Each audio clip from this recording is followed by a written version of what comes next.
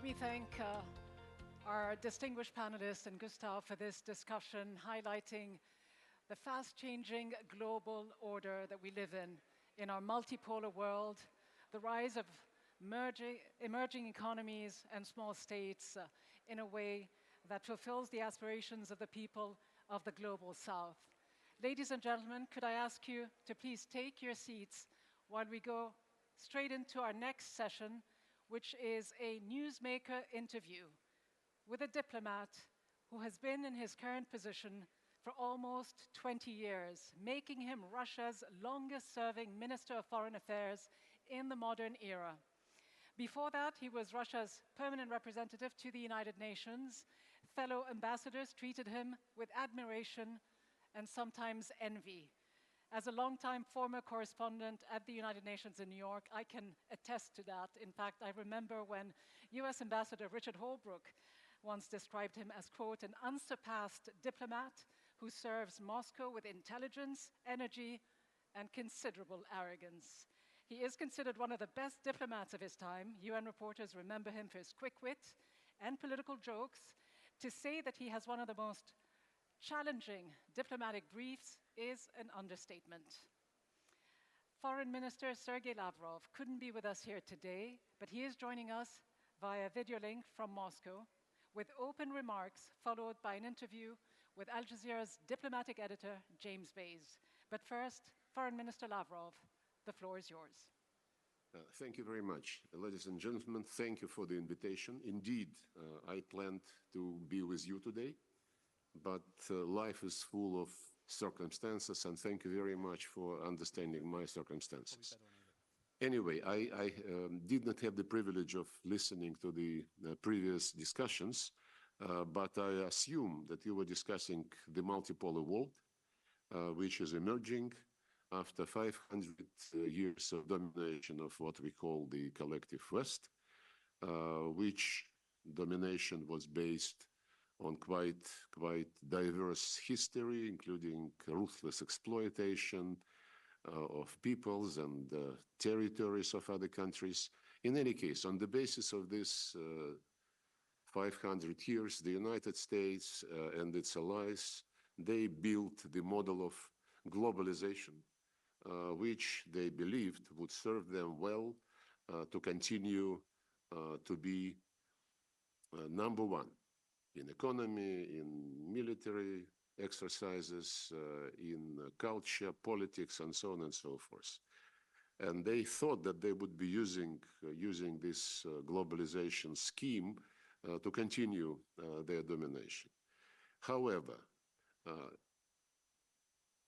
other countries, using exactly the principles and instruments of the Western globalization, managed to beat the West on its own turf, building the economies on the basis of national sovereignty, on the basis of balance of interests with other countries.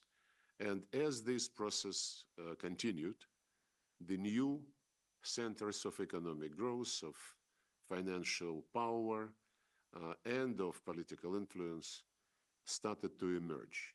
And we see this process very much underway, which is clearly changing the balance of power in the world, and not to the West liking. And in order to suppress this kind of development, to suppress any dissent, our Western colleagues decided to sacrifice all the principles of globalization which they have been selling to everybody for decades and decades, including free market, fair competition, inviolability of property, presumption of innocence. All this was sacrificed for the sake of rules-based world order. The rules were never published, were never even announced by anyone to anyone, and they are being applied depending on what exactly the West needs at a particular moment of modern history. This is especially seen in various conflicts which the West ignites all over the world. Anything goes to keep the hegemony, intervention in domestic affairs, sanctions against all the principles of fair competition, regime change, and of course, direct military interventions like we have seen in Yugoslavia, in Iraq, in Libya, Syria, and elsewhere. By the way, the analysis of all these events raises a question. Is there a single place where the United States intervened with military force, where life has become better? I think you know the answer. Ruined statehood, human tragedies, and very, very bleak prospects for the future of the countries where the Americans and NATO interfered. Ukraine, of course, is another example. By the way, even allies of the United States are not spared when the Americans want to do something to keep their hegemonic position. They made sure that European Union bears the brunt of the adventure against Ukraine, economically, especially from the point of view of cheap energy. Former cheap Russian energy is being replaced by expensive American liquefied natural gas, and examples of deindustrialization of Germany and other European countries are plentiful. I would not dwell upon them. My point is that we have to recognize the objective course of history, which is the evolution of a multipolar world. We have to accept that new organizations, new formats, new structures like BRICS, like Shanghai Cooperation Organization, ASEAN, African Union, and many sub-regional organizations in Africa, CELAC and sub-regional groups in Latin America, they are going to be the BRICS, small letters, the BRICS of the new polycentric world. This must be recognized as an objective course of history, as I said, and this must be respected. Respect is something which we actually miss when we analyze the modern Western diplomacy, but this is for the West to draw conclusions. I think I stop here.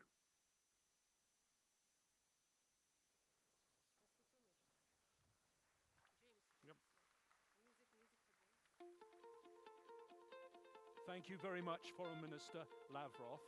I'm James Bays, the diplomatic editor of Al Jazeera, and we're going to continue a conversation now with Foreign Minister Lavrov.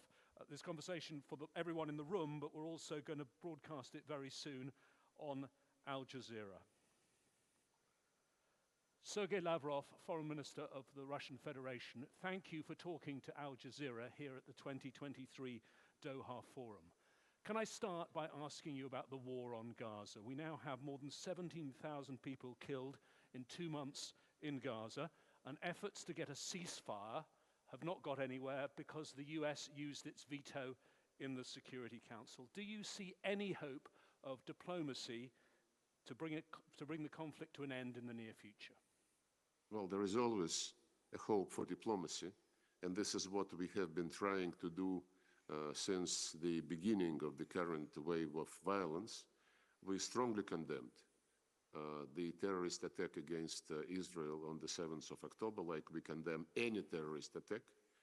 At the same time, we do not believe it's acceptable to use this event for collective punishment of the millions of Palestinian people with indiscriminate shelling of the civilian quarters.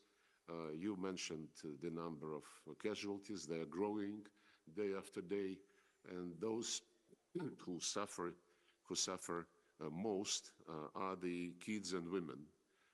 And the facts about what is going on we can see on your and other channels every passing hour. We have introduced very soon after this tragedy started, We have introduced a resolution in the Security Council. It was blocked by the United States. Brazil introduced another resolution. It was also blocked by the United States.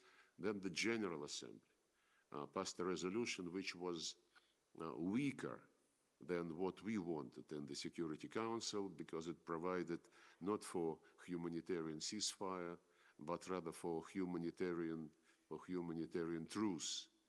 But even that was not acceptable to the Americans and other Western countries. They did not support that resolution, and eventually they organized the Security Council to pass a decision, a resolution, which called, not demanded, but called for humanitarian pauses. This resolution is better than nothing, but even this weak appeal we cannot see materialized, because to do this, we need some kind of monitoring on the ground.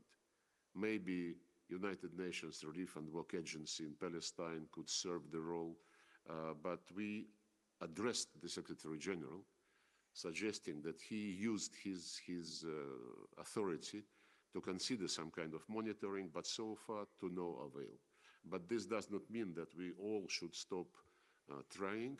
We should do everything in our power to continue this political pressure to achieve the humanitarian ceasefire.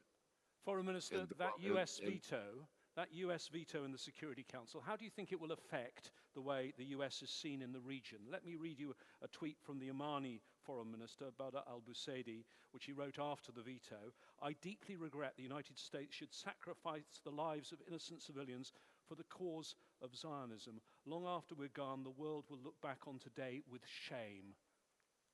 Well, it's up to the regional countries and other countries in the world to judge for themselves as regards the American veto. For us, we have made our conclusion long ago, and the egoistic nature of the decisions the American foreign policy provides are very well known to us. You know, you mentioned about this veto, and when vetoing this resolution, the American representative in the Security Council room said that they cannot support the demand for immediate ceasefire in Gaza, because this will sow the seeds for the next war, quote unquote. You know, the Americans are very good at what we call cancel culture. Whenever they don't like some part of history or some part of events, they just cancel what preceded it. So by saying that, by announcing a ceasefire, we will sow the seeds for the next war, I mean, we have to recall what was the roots, what are the roots of the situation in the Palestinian territories. What is the situation with the more than 75 years of resolution promising the state to the Palestinians is being sabotaged, and for about 50 years the blockade of Gaza continues. You know, one of the, I don't remember who it was, but one of the official of the Israeli government, he said that those are not actually civilians, because the Palestinians in Gaza, when they are 3 years old, they are already extremists. Well, there is some truth in it, but we have to understand the reason why the kids and youth in Palestine are being brought in the feeling that they have been victimized for decades, for decades and for generations. We have been telling our Israeli colleagues many years ago, I myself, when we had close contacts with the predecessors of Eli Cohen, I was several times drawing the attention that the single most dangerous factor igniting extremism in the Middle East is the unresolved nature of the Palestinian statehood. Foreign Minister, there'll be people watching here in the audience and watching on television who'll be saying, yes, he's absolutely right about the high level of civilian casualties, but they'll say, what about what Russia has done in the past? And I'll come on to the Ukraine war later in our interview, but if you go back to Chechnya, the high level of civilian casualties, if you go to Syria, the bombardment of hospitals, aren't you being hypocritical here? Well, it's up to you to judge. I don't believe I am hypocritical or Russian. The post-conflict resolution here. You're much better at interrupting people than I am. Indeed, Hamas committed terrorist attack on the 7th of October, which we condemned immediately. Hamas has a political branch which operates in Doha, and we have relations with this political branch, and we immediately got in touch with the people in Doha to negotiate the fate of the people taken hostages, Russian citizens, but not only Russian citizens, Israeli citizens, citizens of the neighboring country to Russia, and some others. And we managed to reach a deal which, as far as I can say, Israelis understand and even appreciate it as far as their citizens are concerned. Foreign Minister, the Secretary General of the United Nations, there were calls from the Israelis for him to resign after he said October the 7th didn't happen in a vacuum. He was right, wasn't he? The US tried to take the lead role in diplomacy, and in fact has taken the lead role in diplomacy on this matter for decades now, but they've been ignoring the Palestinians. Well, I think everybody can understand and can agree that this happened not in a vacuum, and I referred to the decades and decades of blockade, decades and decades of unfulfilled promise that the Palestinians would have a state, living side to side with Israel in security and good neighborliness. I cannot, you know, it's again, it's about cancel culture.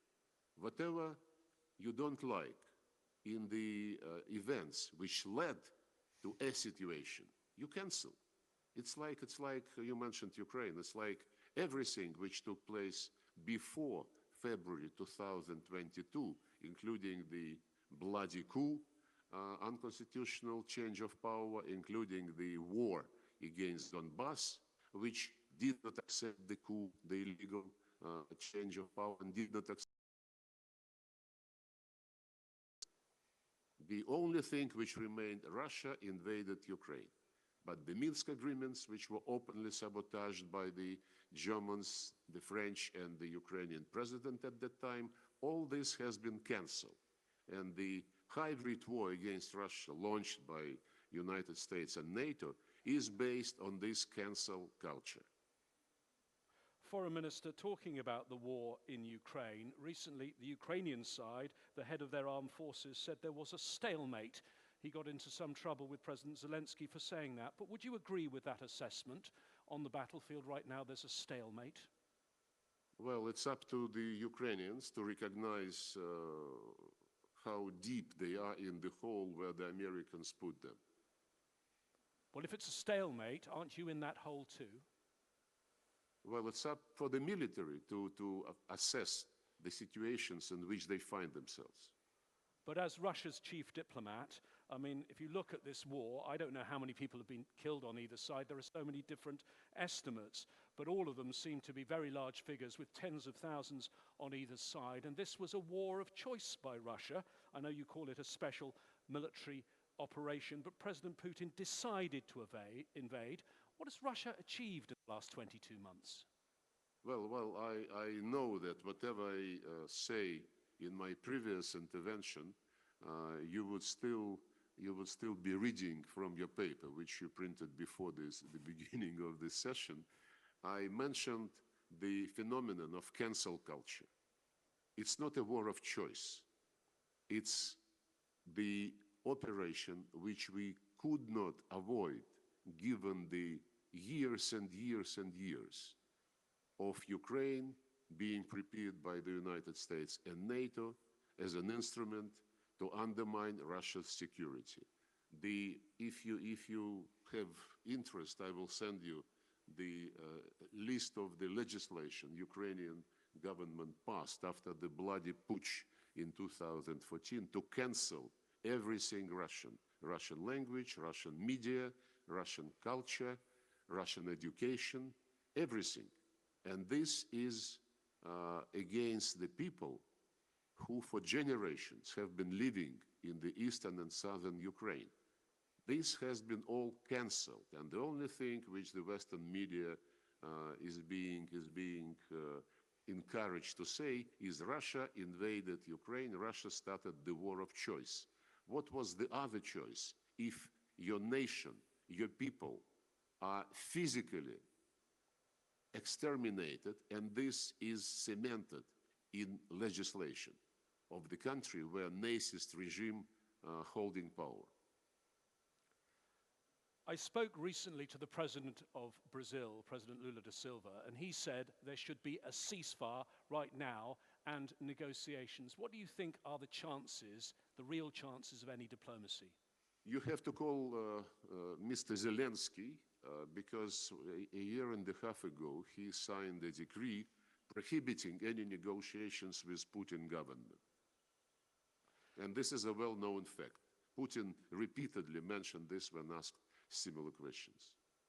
So they had a chance in March and April 2022, very soon after the beginning of the military operation, when in Istanbul the negotiators reached a deal based on the neutrality of Ukraine, no NATO, but some other security guarantees given to Ukraine by the West and Russia together.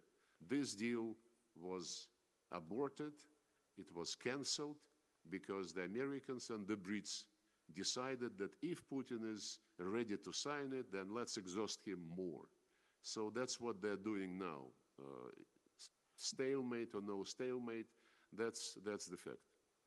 when you look back to the beginning of the war, there was a General Assembly resolution that Russia should pull back its troops from Ukraine. At the time, there were 141 states in favor of the motion.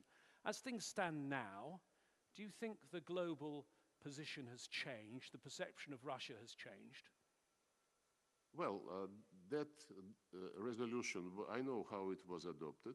I have many friends in New York, and they were privately telling me that the means used by the Americans to get that many votes were really very, very specific.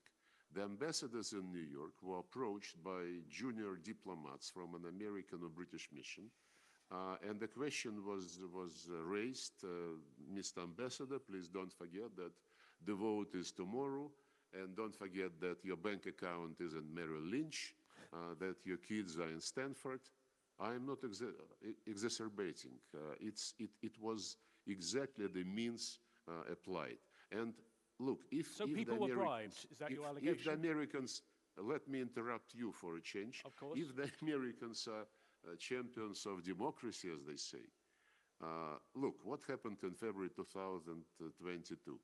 We repeatedly, for many years, we have been saying that Ukraine in NATO is unacceptable. In December 21, we suggested to US and NATO a treaty guaranteeing security in Europe for everyone. This was rejected. The Minsk agreements have been undermined, and the people cynically said that they never intended to implement them. They needed to gain more time to put more arms into Ukraine against Russia. Anyway, we started this operation. Putin made a special address. He explained everything which lied behind our action. The Americans and the satellites condemned it strongly. Okay, the others, the global south, the global majority, they should be treated as grown-ups. And they should have decided on their own, having listened to us, having listened to the West. This would be democratic way of treating countries of the world. We never, ever pushed anybody into any position. We just presented the reasons why we did it. The Americans and the Europeans, NATO, EU members, they were running all over the world, not just presenting the assessment of what is happening in Ukraine, but putting ultimatum, blackmailing, threats, sanctions, unless you condemn Russia, there would be consequences. You know how they behave. This is their usual style. You mention the expansion of NATO, but the result of your war is that there are far more NATO troops now on Russia's borders. Sweden wants to join NATO. Finland's already joined NATO. You now have a doubling of the border between NATO and Russia. So it's backfired, hasn't it? You know, in beginning of 19th century, Napoleon assembled almost entire Europe to attack Russia, and we defeated him, and we became stronger after that aggression. In the middle of last century, Hitler did the same. He put under his command most of the European countries to launch aggression against Russia. He was defeated as well, and we became stronger after that war. And the result of the war launched by the United States using Ukraine against Russia is already seen. And you mentioned the expansion of NATO, but the main result for us and for others, by the way, who would feel this result later, is that Russia has already become much stronger than it was before these events. And this would be the case after the war has finished. Let me go back to August, when Yevgeny Prigozhin was killed, when his plane was blown up. That is still very suspicious. No one knows exactly what happened, although people have suspicions. He ran the Wagner Group that had tentacles in Africa, in Libya, Mali, Central African Republic. Can you tell our audience what now happens to those Wagner operations? Have they been subsumed into the Russian chain of command? Because there are all sorts of human rights allegations, torture, executions that were made against those Wagner fighters. Well, the death of Yevgeny Prigozhin has been investigated by the Russian Investigation Committee. The results have been made public. So on this one, I don't have anything to add. As regards the soldiers from Wagner Group, well, there were many reports by the Russian government, by Belarusian president, by the way, how the fate and the future for these people has been discussed. Quite a number of them went to Belarus and started to serve there, to undergo military service there. Others joined the regular structures of the Russian army, and they continue to serve. There are important elections taking place in Russia and the US this year. I think we know who is probably going to win in Russia. In the United States, and it's 11 months, a long time in politics, Donald Trump may well be the Republican candidate. He's looking like he may well be the Republican candidate. For Russia, would that improve relations with the United States if Donald Trump was back in the White House? You know, we respect the American people, and we would not make any remarks which would look as if we don't. I remember what the reaction was by the Democratic Party after Trump won in 2016. And by the way, we still remember how President Obama, 3 weeks before Trump's inauguration, expelled dozens of Russian diplomats with their families, making sure that the departure was as uncomfortable as possible, and then introduced sanctions against Russia for interference in the American domestic affairs.